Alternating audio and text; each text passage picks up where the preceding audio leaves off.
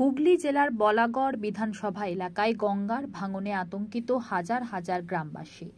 তবে ভাঙন নতুন নয়, বহু বছরের এই ভাঙনের সমস্যা।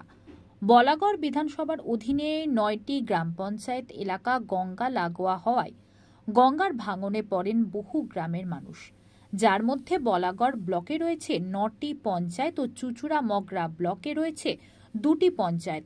শুধু বর্ষাকালে ভাঙন নয়, ১২ মাস কম বেশি ভাঙনের আতঙ্কে এলাকার মানুষদের রাতের ঘুম কেড়ে নিয়েছে। রাস্তা থেকে বাগান, খেলার মাঠ, চাষের জমি, ঘরবাড়ি, বাজার দোকান, জেঠিঘাট, বিদ্যালয় থেকে সবকিছু চলে গেছে এই গঙ্গার ভাঙনে।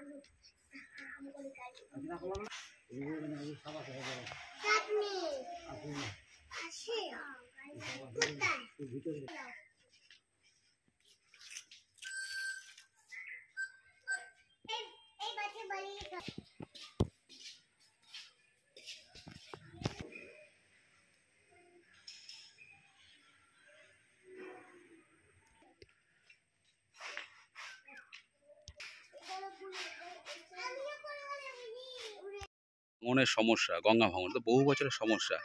রাজ্য কেন্দ্র বহুবার পরিদর্শন করেছে, তারপরেও ভাঙন ঠেকানো যাচ্ছে না। কি বলবেন? আমি খয়রাবাড়ির একজন বাসিন্দা। আমার বয়স মোটামুটি ৭০। কোনোদিন দেখলাম না গঙ্গার ভাঙন রোধ হয়েছে।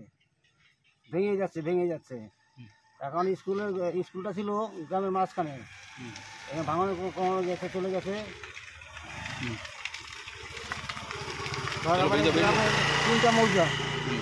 তিনটা মৌজা আছে, একটা রানীনগর, একটা দুর্লভপুর, একটা গৌরনগর আর রানীনগর শেষ। এখন দুর্লভপুরটা ধরেছে, আবার 3টে মৌজাই শেষ হয়ে গেল। আমাদের এখন যা কষ্ট, রাত্রে ঘুম হয় না, গঙ্গার ভাঙনে থাকি, রাত্রে ঘুম হয় না। দিনের দিকে তাকালে, গঙ্গার দিকে তাকালে মনে হচ্ছে ভেঙে গেল। আমাদের এই ভাঙন যাতে রোধ হয়, আপনার যত অনুরোধ, আপনারা কিছু করে দেবেন। কি নাম আপনার? আমার নাম কৃষ্ণ মজুমদার।